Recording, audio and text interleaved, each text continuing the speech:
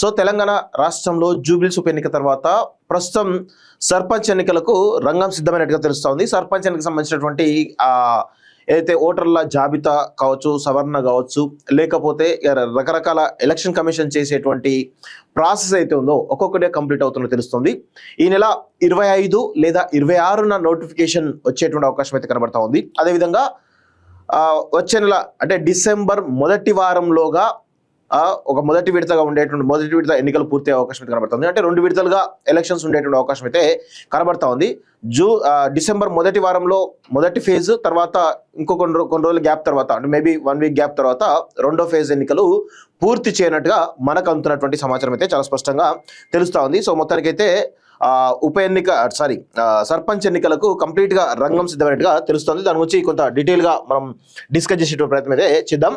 So ముందుగా ఆంధ్రజ్యోతిలో చూసినట్లయితే నేటి నుంచి ఓటర్ల జాబితా సవరణ, 23న తుది జాబితా ప్రకటన, షెడ్యూల్ జారీ చేసిన రాష్ట్ర ఎన్నికల కమిషన్, 26న పంచాయతీ ఎన్నికల షెడ్యూల్ విడుదల, వచ్చే నెల 2వ వారంలో పోలింగ్, 2 దశల్లోనే ఎన్నికలు ఉండేటువంటి అవకాశం, ఎన్నికల పరిశీలకులుగా ఐఏఎస్ల నియామకం, నేడు జిల్లా కలెక్టర్లు పోలీసు అధికారులతో రాష్ట్ర ఎన్నికల కమిషనర్ వీడియో కాన్ఫరెన్స్, మొదటి వారంలో జిల్లాల పర్యటనకు సీఎం అంటూ చూస్తా ఉన్నాం. సో ఎన్నికల హడావుడి ఉంటాయి కాబట్టి ఇక సీఎం కూడా, ఎందుకంటే వాళ్ళకి సంబంధించిన కాంగ్రెస్ పార్టీ సంబంధించినటువంటి అభ్యర్థులు ఎవరైతే ఉన్నారో, అంటే అభ్యర్థుల కాంగ్రెస్ పార్టీ గుర్తు మీద పోటీ ఉండదు, కానీ తెలిసిపోతుంది ఆ పార్టీ అభ్యర్థి కాంగ్రెస్ ఓడా లేకపోతే బీఆర్ఎస్ ఓడా లేకపోతే బీజేపీ ఓడా తెలిసేటువంటి అవకాశం ఉంటుంది. సో అందుకే సీఎం రేవంత్ రెడ్డి కూడా జిల్లాల పర్యటనలు పెట్టేసి మొత్తానికైతే కొంత హడావుడి చేసేటువంటి ఒక ప్రయత్నం అయితే చేసేటువంటి అవకాశం ఉన్నట్టుగా చాలా స్పష్టంగా మనకైతే తెలుస్తూ ఉంది. సో ఎందుకంటే ఏదైతే జూబ్లీస్ ఎన్నిక ఇచ్చినటువంటి ఉత్సాహం ఏదైతుందో దాంతో కొంత స్థానిక సంస్థలు కూడా సర్పంచ్ గెలిపించుకుంటేనే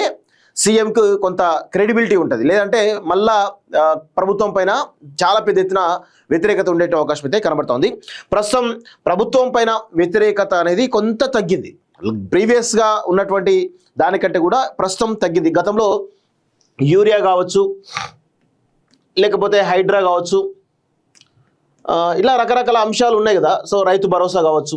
సో ఈ అంశాలు కొంత ప్రభుత్వాన్ని చాలా పెద్ద ఎత్తున ఇరకాటం పెట్టింది. ఇవి కాకుండా ఇక రియల్ ఎస్టేట్ విషయం కావచ్చు, ఇలా చాలా అంశాలు కూడా మొత్తానికైతే పెద్ద ఎత్తున కొంత ప్రభుత్వానికి పూర్తి స్థాయి నెగిటివ్ అయితే కనబడ్డది. అయితే ఎప్పుడైతే జూబ్లీస్ ఎన్నికల్లో నవీన్ యాదవ్ గెలుపొందిండో కొంత ఈ అంశాలన్నీ కూడా మరుగునబడ్డాయి, కొంత న్యూట్రల్గా ఉన్నట్టు తెలుస్తూ ఉంది. కాంగ్రెస్ పార్టీ ప్రభుత్వం ప్రస్తుతం న్యూట్రల్ పొజిషన్ ఉన్నట్టు తెలుస్తూ ఉంది. ఒకవేళ ఈ మధ్యలో ఏమన్నా జరగడానికి జరిగి మళ్ళీ హైడ్రా అత్యుత్సాహంతో, లేకపోతే రైతులకు సంబంధించినటువంటి పంట కొనుగోలు ఒకటే కొంత ఇబ్బందికరంగా ఉంది, దాన్ని కనుక ఈ 2-3 రోజులు కనుక సరి చేసి వాళ్ళకు ఎంతో కొంత బెనిఫిట్ చేయగలిగితే కాంగ్రెస్ పార్టీ సర్పంచ్ సంబంధించినటువంటి సీట్లను అత్యధికంగా గెలిచేటువంటి అవకాశం అయితే ఉంటుంది. సరే పార్టీ గుర్తు కానప్పటికీ కూడా తెలిసిపోతుంది ఏ పార్టీ అభ్యర్థి బలపరిచిండు, ఏ పార్టీ జనరల్ ఏ గుర్తు ఉంటుంది, దానికోసం ఎవరు పనిచేస్తూ ఉన్నది గ్రామాల్లో జనరల్గా తెలిసిపోతుంది. సో తెలిసిపోయినప్పుడు ఆటోమేటిక్గా ఇప్పుడు సీఎం కొంత అత్యధికమైనటువంటి సర్పంచ్ గెలిపించుకోవాలి కాబట్టి ఇప్పుడు జిల్లా పర్యటనలు చేస్తూ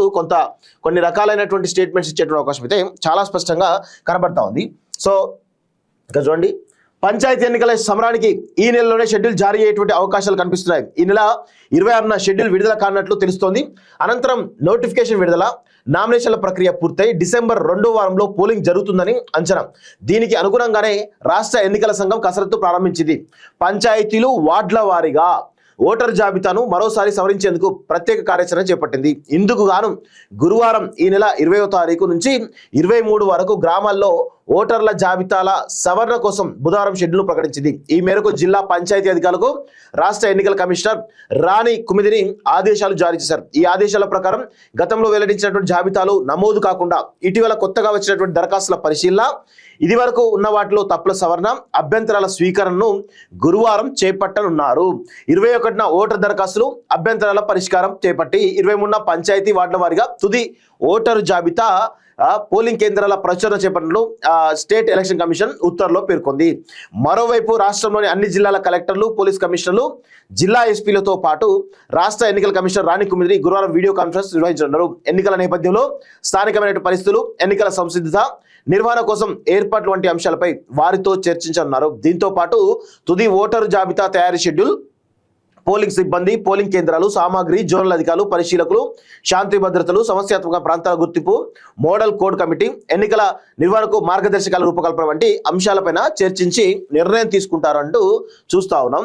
సో 100% 25వ తారీఖు లేదా 26వ తారీఖు కల్లా ఎలక్షన్ నోటిఫికేషన్ వచ్చేటువంటి అవకాశం ఉంటుంది. డిసెంబర్ మొదటి వారంలో మొదటి ఫేజు, మేబీ డిసెంబర్ 10 లోపు రెండో ఫేజ్ పెట్టేటువంటి అవకాశం అయితే చాలా స్పష్టంగా కనబడతా ఉంది. సో ఊర్లలో కూడా కొంత ఎలక్షన్ సంబంధించినటువంటి హడావుడి మొదలైనట్టుగా తెలుస్తూ ఉంది. డీజీపీ శివధర్ రెడ్డి, పంచాయతీరాజ్ గ్రామీణాభివృద్ధి శాఖ ప్రిన్సిపల్ సెక్రటరీ శ్రీధర్, రాష్ట్ర స్థాయి ఉన్నతాధికారులు పాల్గొన్నారంటూ చూస్తా ఉన్నాం. సో దీనిలో ఎన్నికల పరిశీలకులుగా దాదాపు 31 జిల్లాలకు సంబంధించినటువంటి అధికారులు ఎవరైతే ఐఏఎస్ అధికారులు ఉన్నారో వాళ్ళు నియమించినట్టుగా తెలుస్తా ఉంది. సో పంచాయతీ ఎన్నికలను 2 దశల్లో పూర్తి చేయడానికి కసరత్తు చేస్తున్నట్టు తెలుస్తా ఉంది. గతంలో బీసీలకు 42% రిజర్వేషన్లతో పంచాయతీ ఎన్నికలకు షెడ్యూల్ ఇచ్చినప్పుడు 3 దశల్లో పోలింగ్ నిర్వహిస్తామని ఎస్సీసీ పేర్కొంది. అయితే ఈసారి మాత్రం 2 దశల్లోనే ఎన్నికలు నిర్వహించేందుకు సన్నాహాలు జరుగుతున్నాయి. ఇదిలా ఉండగా డిసెంబర్ మొదటి వారంలో సీఎం రేవంత్ రెడ్డి జిల్లాల పర్యటన వెళ్లే అవకాశాలున్నాయి. మహబూబ్నగర్ జిల్లాతో ప్రారంభించి సిద్దిపేట, భద్రాద్రి కొత్తగూడెం తదితర జిల్లాలో సీఎం పర్యటించనున్నారు. అయితే తుది పర్యటన వివరాలు ఇంకా ఖరారు కాలేదు. అదే సమయంలో ప్రభుత్వంలో మరో చర్చ కూడా జరుగుతోంది. ఈ నెలలోనే షెడ్యూల్ ప్రకటిస్తే వెంటనే ఎన్నికలు కూడా అమల్లోకి వచ్చేసింది. దీంతో సీఎం రేవంత్ రెడ్డి జిల్లాల పర్యటనలు, ఆయా జిల్లాలో చేయాలనుకున్నటువంటి శంకుస్థాపనకు ఏమైనా ఇబ్బంది అవుతుందా? అధికారులకు వచ్చి 2 ఏళ్లు పూర్తయిన సందర్భంగా నిర్వహించినటువంటి కార్యక్రమాలు ప్రతిష్టాత్మక తెలంగాణ రైజింగ్ గ్లోబల్ సమిట్ కు కోడ్ అడ్డంకి ఉంటుందా అన్న కోణంలోనూ ప్రభుత్వంలో చర్చ జరిగింది. అయితే పట్టణ ప్రాంతాల పర్యటనలు పెట్టుకోవచ్చని, తెలంగాణ రైజింగ్ గ్లోబల్ సమిట్ కు గ్రామ పంచాయతీల ఎన్నికల కోడ్తో ఎలాంటి సంబంధం లేదనేటువంటి అభిప్రాయం కూడా రావడంతో మొత్తానికైతే సీఎం రేవంత్ రెడ్డి పర్యటన అయితే జిల్లాల పర్యటన, ఆ తర్వాత ఎన్నికలు ఇవన్నీ కూడా ప్యారల్ గా ఉండేటువంటి అవకాశం ఉన్నట్టుగా చాలా స్పష్టంగా తెలుస్తా ఉంది. అయితే సీఎం రేవంత్ రెడ్డి ఇంతవరకు జిల్లాల పర్యటనలు చేయలేదు. మరి ఎందుకో తెలియదు కానీ 2 సంవత్సరాలు దాటుతా ఉంది, 2 సంవత్సరాల దగ్గరికి వస్తూ ఉంది. ఇంతవరకు ఏ జిల్లాల పర్యటన చేసి ఆ జిల్లా అధికారులతో కానీ, ఎమ్మెల్యేలతో కానీ, మంత్రులతో కానీ సమీక్ష చేసేటువంటి దాఖలాలు అయితే చాలా తక్కువ ఉన్నాయి. సో అది కొంత కాంగ్రెస్ పార్టీకి ఇబ్బందికరమే. గతంలో కేసీఆర్ ఉన్నప్పుడు కనీసం కేటీఆర్ కూడా కొన్నిసార్లు వెళ్ళిండు. దాంతోపాటు కేటీఆర్ కూడా చాలా సమీక్షలకు వెళ్ళి అక్కడ జిల్లా అభివృద్ధికి సంబంధించినటువంటి అంశాలు ఏవైతే ఉన్నాయో వాటిని కలెక్టర్లతోటి, అధికారులతోటి, అదేవిధంగా ఇటు ఎమ్మెల్యేలు, మంత్రులతోటి కూడా డిస్కస్ చేసి చాలా రకాలైనటువంటి మార్గదర్శకాలు కూడా ఇచ్చేటువంటి పరిస్థితి ఉండేది.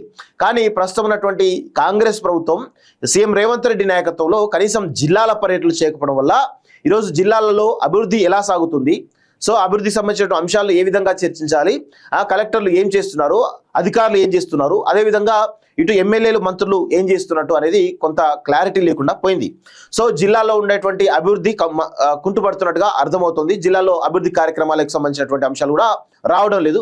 సో ఎమ్మెల్యేలు ఎవరైతే ఉన్నారో నిధులు రాక, అభివృద్ధి కార్యక్రమాలు జరగక చాలా ఇబ్బందికరమైన పరిస్థితులు ఉన్నాయి. సో వాళ్ళు గ్రామాల్లోకి వెళ్ళలేనటువంటి పరిస్థితి అయితే చాలా స్పష్టంగా కనబడతా ఉంది. సో గ్రామాల్లోకి వెళ్తే ప్రజలు తిరగబడేటువంటి అవకాశం అయితే చాలా స్పష్టంగా కనబడతా ఉంది. సో ఈ క్రమంలో మరి రేవంత్ రెడ్డి జిల్లా పర్యటన చేసిన తర్వాత ఎన్నికలు పెడతాడా, లేకపోతే జిల్లా పర్యటన చేయకముందే ఎన్నికలు పెడతాడా అనేది కొంత సందిగ్ధత నెలకొన్నట్టుగా తెలుస్తూ ఉంది. సో దీని గురించి ఇంకొంత మరి వాళ్ళకే తెలియాల్సిన అవసరం అయితే ఉంటుంది.